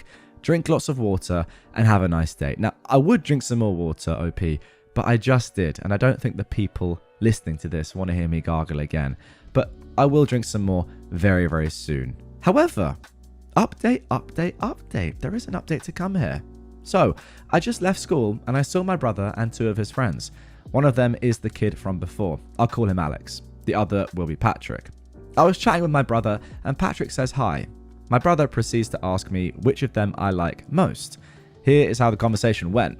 It's worth explaining that both my friends and my brothers know about the story above, except, you know, the clever comeback part. My brother says, "Patrick is nice, right?" I reply, "Yeah, I like him better than Alex." Alex then says, "What, do you think I care?" "Oh, sorry," I reply. "Am I too autistic for you to care?" "Immature as frick?" "Yeah," but his face was priceless. Also, F you. I just left the first batch of my finals. I've got no patience to deal with this BS. Alright, get in the comments down below, guys. What do you think? Is using words like autistic, gay, etc. to insult people, is that funny? Let me know in the comments down below. Very interested to hear your thoughts. I think I probably know the answer, but I want to know your thoughts anyway. And be honest. Alright? Seriously. There's no hiding. This is real life. What the that even mean? Someone left a funny comment actually that I'm just reading here. One time in high school, some kid spilled yogurt in his lunchbox and his friends were like, "That's so autistic." I ignored it because I didn't know them and was too anxious to speak to them. But in my head, I imagined saying, well, I'm autistic and I didn't spill yogurt. Yeah, you're just dumb. Simple as that. All right, 2 more stories to go in this episode. The 5th one is very, very strange, to be honest. And the last one is ultimately pretty sad. Now moving on to our 5th post. He made it weird. I made it weirder. Once upon a forever ago, I lived in a small town and had dated 2 friends from a group at different times. Years apart. Small town etiquette was observed. One night I was hanging out and one of the friends I hadn't had much of a rapport with decides to loudly say across the room, "So, you slept with both friend 1 and friend 2. How was it? Who was better?" Obviously he's trying to embarrass me, but our flings weren't secret. Again, small town. So he was just being a jerk, trying to stir drama, which again was weird, as only friend 2 was there. Now I'm a few drinks into my night at this point and unbothered, so I replied just as loudly, "Dude, if you want to know how they are in bed, you should F them yourself." He left me alone after that. I mean, that is a quick, witty response, and it's the perfect thing to say in this situation. I can't say anything more than that. I don't actually think that that's that weird of a comment to say. I mean, like, I've definitely said stupid stuff like that before, so I'm not going to say that your friend's really, really weird. Just a bit of banter. Depends on the way he said it. Like, if he was actually wondering who was better, then that's odd. If he was saying it as a joke and one of the people's in the room just to kind of embarrass them, I think that's pretty funny, personally. But great reply. Really good reply. Put him back in his place. Love it. And now for our final traumatize them back post. You're too old for Superman. For context, me and my grandpa were super close. He was the father I never had, and I was basically his daughter. Whenever my mum thought my dad was getting too rough with me, I would spend days to weeks at a time with my grandparents, and my grandpa was everything to me. I lost him in 2020, and it broke me. So now, 5 years later, me and my mum were going through some of my grandpa's stuff, and we found his old Superman keychain. I wore this keychain on my purse, religiously. One day, while out with friends, this older white woman walked up to me and said, completely unprompted, mind you, she wasn't even a part of our conversation, nor did I or any of my friends know this lady, "You're too old for Superman." I look this woman dead in the eye and say with my best dark humor smile, "Thanks, but that keychain isn't because I'm into DC, it's because it belonged to my grandpa, who's been dead for 5 years now.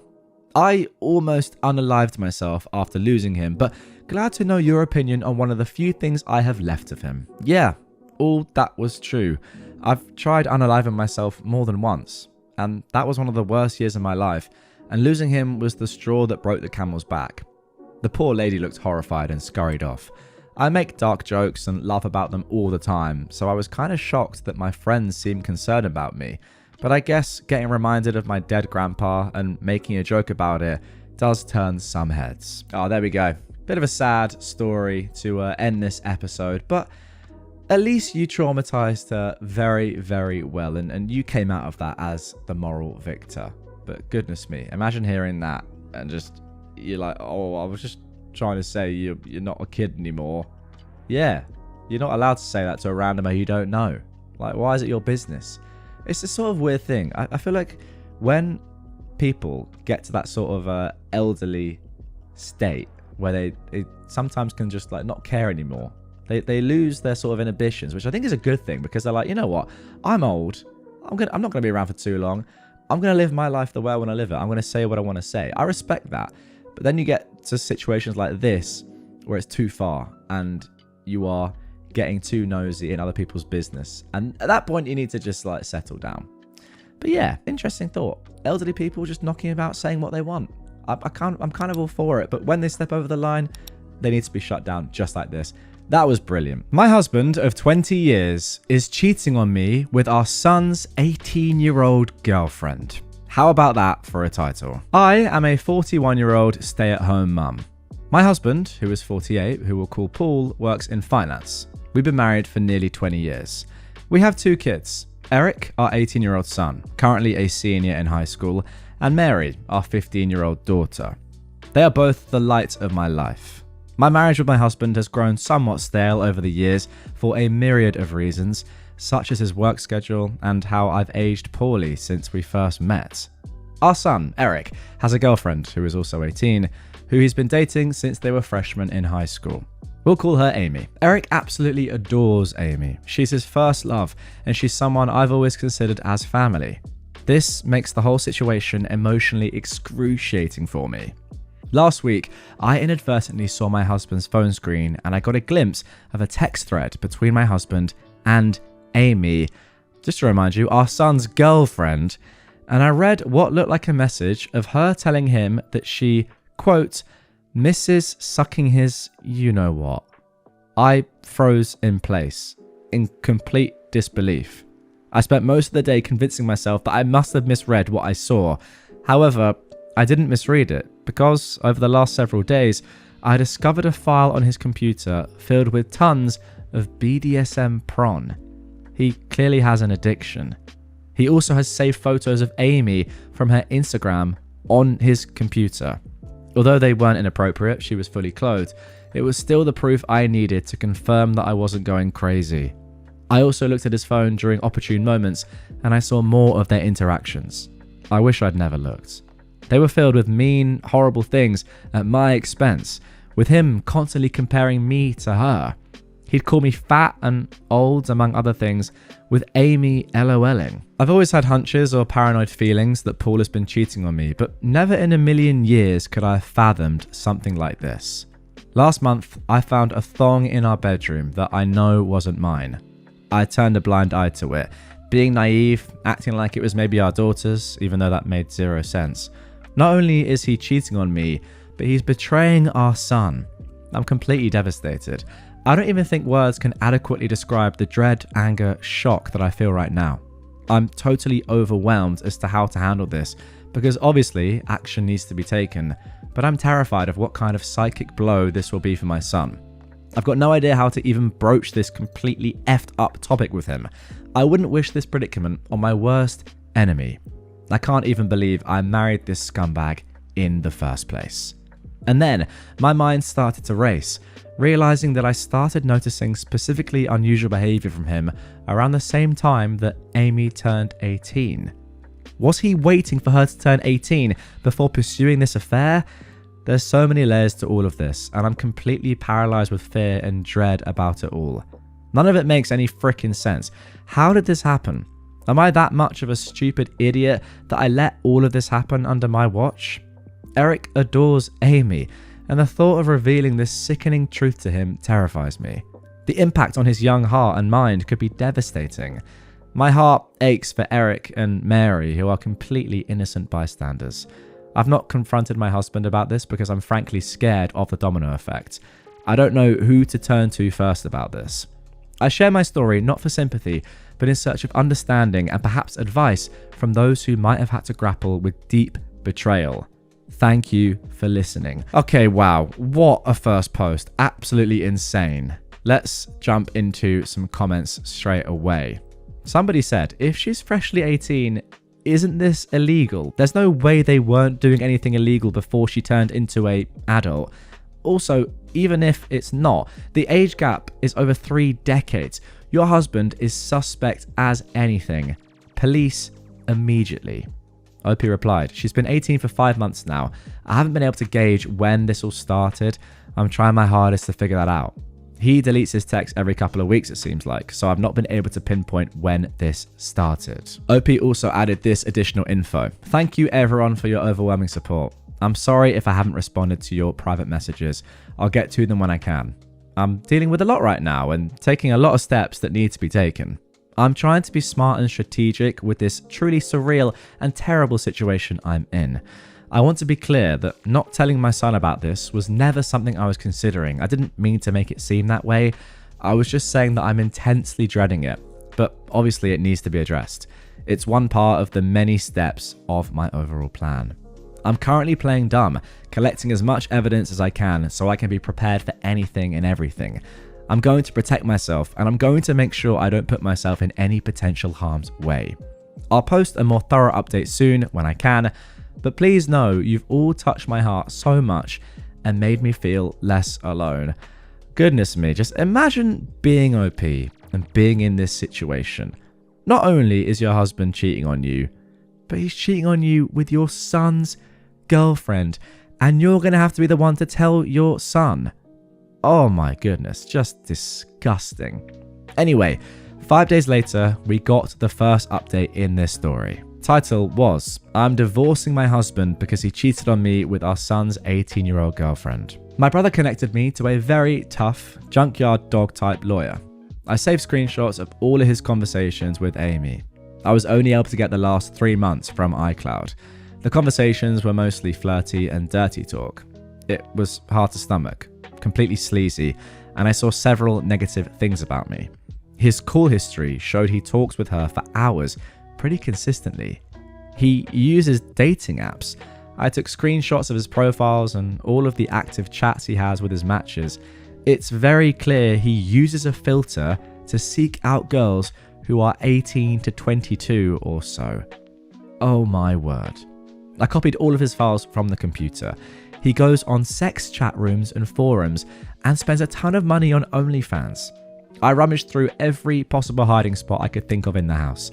He had various toys, blindfolds, cuffs, lubricants, etc. He also had different outfits which looked kind of like a girl's Catholic school uniform and a French maid type outfit too. I picked up Eric and Mary from school and we all drove to my brother's. They were able to sense that something was awry when I picked them up. I delicately told them the entire situation and I broke down crying. Mary had the most anger, even more than Eric. I met with Amy's mother and I told her everything. She confiscated Amy's phone and gave me the entire chat log. It only dated back 3 months ago, like on my husband's iCloud, almost as if they both deleted the messages at the same time. She told me that Amy sobbed when confronted. Amy basically told her mother that she will never understand and that she and him are in love. I don't want to get into too many details with what else she was saying, but suffice to say, it's very easy to assume that my husband slowly and methodically became a sage-like figure in her life, making her feel she could rely on him, and he took advantage of the fact that she came from a broken home. Amy is also non-stop insistent that their friendship only became romantic/physical recently, and before that, she said he was more of a friend and mentor. Right, so turns out your husband is pretty weird. He's been grooming an underage kid and has a serious fetish/prawn addiction. Wow. I confronted Paul over Zoom. The look on his face was scary. He became red and looked so sweaty. He had anger and panic in his eyes. His tone of voice was very defensive and frightening. He kept yelling the word context over and over again, and that none of that happened. He was unable to speak without constant stutters and intensity. Nothing really made any sense to me. I refused to tell him where I was, and he said I had no right to take his kids away from him, and then he abruptly left the Zoom. My lawyer is filing for temporary sole custody of Mary and a restraining order.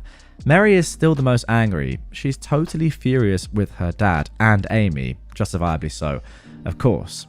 She's recollecting moments and times that she watched her dad interact with her friends, and she's in knots about it. Eric is very clearly hurting, but he's so strong and very level-headed. He wants to see a therapist. The maturity my kids are showing makes me proud. They don't deserve this at all. We made the authorities aware of everything. I plan on being completely unforgiving and ruthless in this divorce. I'm reflecting on how I've been treated and how it's made me a shell of myself, and how I've had a very negative opinion of myself because of him over the last 20 years. I don't want to let this scumbag get away with it. I want to reinvent myself and move on stronger than ever. Okay, so that is it for the first update. Let's jump into some comments. Somebody said, how is your son holding up? What's developed between him and Amy? OP replied, he's not spoken to Amy yet since finding out the news, and I'm not sure if he ever will again. Somebody else said, have you confirmed if the thong you found was Amy's? This situation is effed up. I confirmed that it wasn't my daughter's. She said it wasn't hers. And I know it wasn't mine, so who else's could it be? Wait, are you saying that they effed in the master bedroom? Well, don't cheaters always use their married bed? Yes, I believe he did. OP also added this in the comments. Both me and my son are going to get tested and checked out as well. There's no telling how many different women he's been sleeping around with. As for Amy, her mum has been in contact with me, and Amy has been threatening to run away with him because they are in love. Honestly, I don't know if I should say this, but I actually feel bad for Amy. Like, she's just been groomed. And if Paul is active with lots of other different women, which, let's be honest, he could be, and I mean, he's committing serious offenses here by grooming an underage girl and potentially even having, a sexual relationship with her before she turned 18, then, Amy's having to deal with someone like that in her life who has manipulated her into thinking that she loves, not thinking. She does, I'm sure, love him, but yeah, in that manipulative grooming sort of way. I mean, just disgusting. Okay, now let's get into the second update. This was posted 5 days later. Thank you again for all the love and encouragement. It gives me comfort and means so much to me. I've received many comments and messages accusing me of faking this story, which oddly also provides comfort because all of this feels unreal even to me. It validates my own feelings that there are people out there who can't even fathom this being true. I wish it were fake. I've been focusing on and worrying about how others are feeling over this, somewhat ignoring my own feelings, which I'm trying to change. I range from anger to numbness like a light switch. We're all safe and still at my brother's house. We're very careful and his house is secured. Paul has tried to call my cell phone several times a day. I'm just refusing to interact with him, and I will have my lawyer handle all correspondence. He scares me, frankly. My brother has a very secure house with an alarm system and deadbolt locks. We feel safe with him. Both my son and I got checked out and tested. It appears so far we're both clean based on the immediate rapid tests, but in the coming days we'll know for certain when the lab results come in. I'm not overly concerned. Eric is scheduled to see a therapist early next week, which is very good and needed. He's not himself right now. He seems a bit shell-shocked, and I'm concerned. He internalizes a lot, and it's hard to get a read on what's going on in his head. That being said, he's thoughtful and has been talking with me, asking me how I'm doing and everything. He's not interested in corresponding with his dad at all. He calls only my cell phone, and he hasn't tried to reach out to either Eric or Mary. That in and of itself is a little bit weird, not even trying to reach out to your kids. Strange man, but I think we already knew that. I get the sense that Paul is extremely nervous. He's scared, and I think deep down knows that if investigated thoroughly, he'd be in big trouble. That's what my gut is telling me. I still think about the Zoom call with him, and the more I think about it, the more it looked like he was a man whose entire world was crashing down on him. The panic in his face was very apparent. I offered Mary for me to make an appointment with a therapist as well, but she doesn't want to see one yet. She said she's open to it eventually, but wants time to herself. She's been asking her friends about her dad and if they experienced any creepiness from him. Her friends were open and honest with her, and apparently they felt like he stared a lot and sensed his hovering presence whenever they were over. One of Mary's friends went so far as to say that she felt like he was checking her out a lot, like looking at her rear and complimenting the colour of her yoga pants. At the time, no issue was brought up about it, but in light of everything that's been happening, it seems strange now.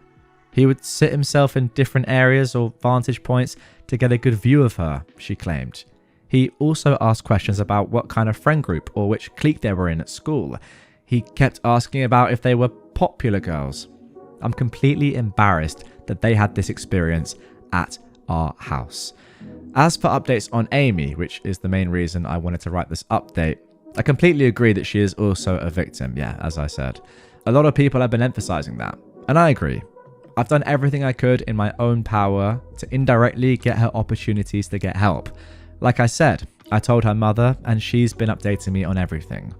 Amy, though, unfortunately, is still living in her deluded reality, and I can only pray that she'll eventually come to her senses. She doesn't want to see any doctors or therapists at all, and has been constantly trying to reach Paul because, again, she believes they're in love. From what I've been told, she hasn't been able to get a hold of him, and he's been avoiding communication with her completely. Amy blames me for that and believes that I took away his devices and that I'm very controlling. Any truth that her mother tries to convey to her is met with conspiracy theories and hostility. Amy looks at me as a villain and still sees Paul through rose-coloured glasses. Her mother showed her screenshots of his dating app profiles and matches, but she refuses to believe it, saying that I photoshopped it.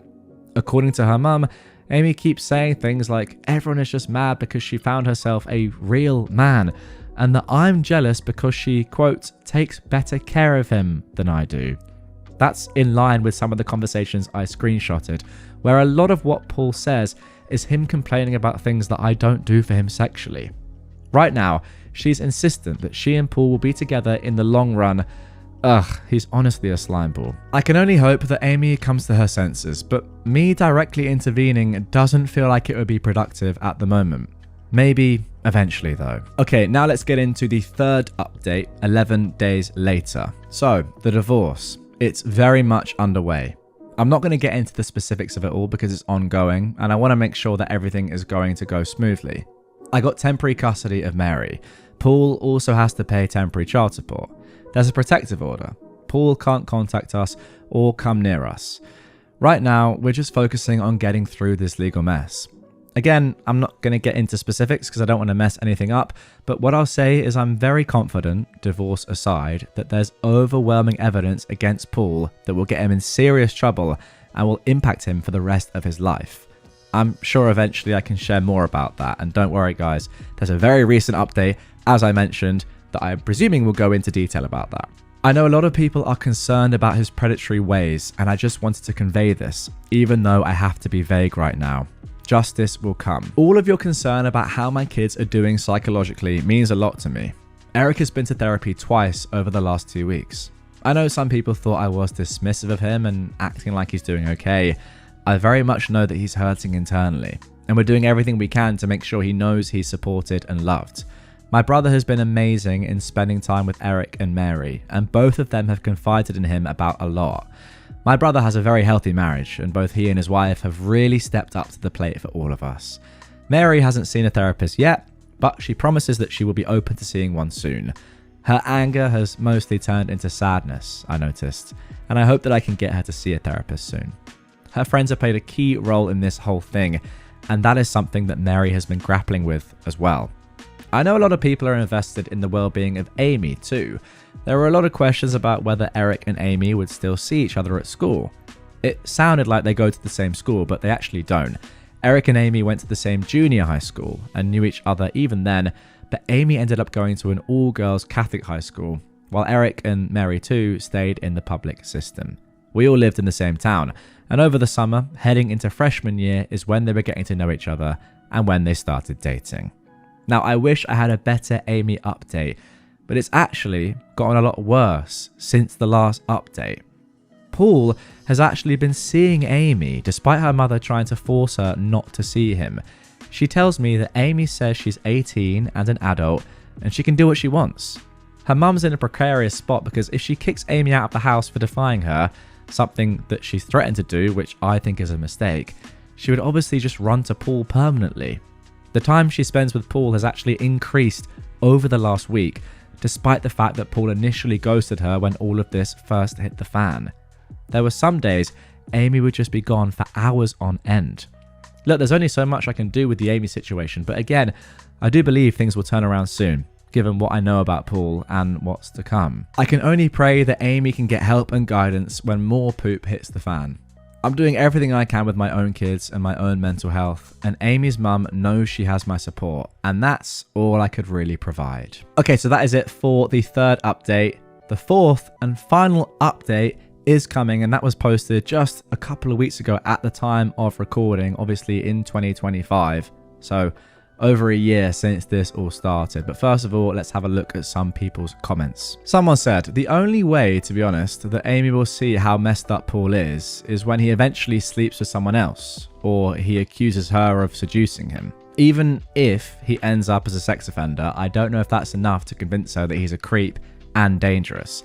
Now, I'm curious as to what Paul's intentions are. He ghosted her, and now all of a sudden they're meeting up again? Worst case scenario, he's going to have her falsely testify, which I don't think will take much convincing. Honestly, you and Amy's mum have done what you could. The best thing Amy's mum could do is sit and wait, but don't kick her out. Let her know she'll be there for Amy and she'll still have a roof over her head. And pray that she snaps out of it soon, instead of years later when she's burned bridges and wasted her life on a man who took advantage and ruined everyone else's lives. Yeah, interesting point about Paul. I'm not entirely sure. That there are many ways that you could think about this. It's obvious why he ghosted her in the first place, because he's been caught, and whether or not he knows or knew he was going to be in any legal danger or whatever doesn't really change the fact that it's pretty obvious that you'd stop seeing that person immediately. Now, as to why he would now see her again, well, either you could argue he may think that he's fine legally, and if he's fine, then why can't he keep seeing this girl? Or what I think is most likely is that he doesn't have the self-control to not see her, and it's actually like, oh, you know what, I'm just going to keep seeing her. I'm addicted, so I don't care anymore. I think that's probably what's going on, and he's probably not able to stop himself because Amy's like, I want to see you, obviously, and he held out for a while, but then actually he's like, no, I want to get back with this 18-year-old who I groomed. Pretty disgusting man, but yeah, we already knew that. Okay then, now let's get into the new update. As I said, this was posted April 14th, 2025.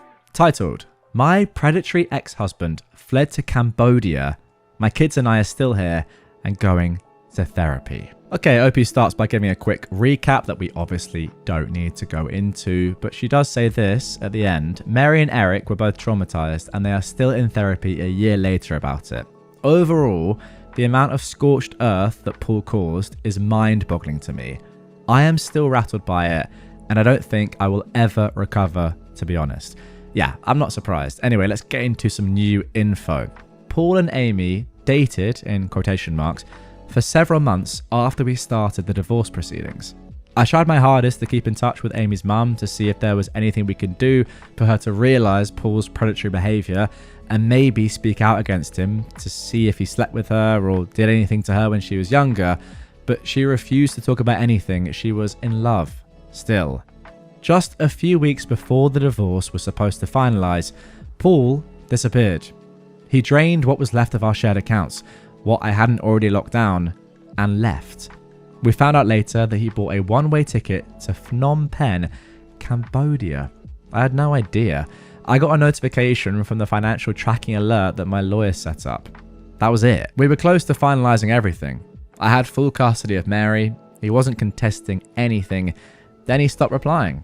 Didn't show up to court, never filed anything, nothing. It was just like he dissolved. Amy, according to her mother, was devastated and she's completely gone mentally right now. She's basically nomadic, sleeping at friends' homes around the area, refusing to come home. My lawyer pushed for a default judgment and the court granted it. The divorce is technically finalised now. I have custody. He's in violation of the support order, but none of it matters. He's gone. Cambodia has no extradition treaty, no child support enforcement, nothing. There's no way to make him come back, no way to make him pay anything. We've got no actual clue where he is in Cambodia. One thing that chills me to my core is how notorious Cambodia is when it comes to trafficking minors. Oh my goodness, that didn't even cross my mind. That might be a bit of a step, but I don't know. This guy is clearly he just is a nonce. Anyway, Eric's in college. He keeps his distance from everything to do with Paul. He doesn't say much, but he's steady. I know it still hurts, he just doesn't show it. Mary's quiet about it too. She still brings up little things sometimes, things she remembers now in a different light. She asked me the other night if I thought Paul would come back. I didn't answer. I don't think she really wanted me to. The effect this has had on these two kids, obviously you as well, OP, but on your kids, for you to find out that your dad's been doing this. I also don't really think it matters necessarily if you're Eric or Mary. I know it was Eric's girlfriend, but from Mary's perspective, my dad has been having an affair with my brother's girlfriend, and he's been my dad obviously my entire life, and I've trusted him with my life. How do you ever recover from that? Anyway, let's continue. I don't know what Paul's doing in Cambodia. I don't know who he's talking to or what his life looks like now. I've had a few people tell me to report him to the FBI or try to push for an international investigation. I've made the calls.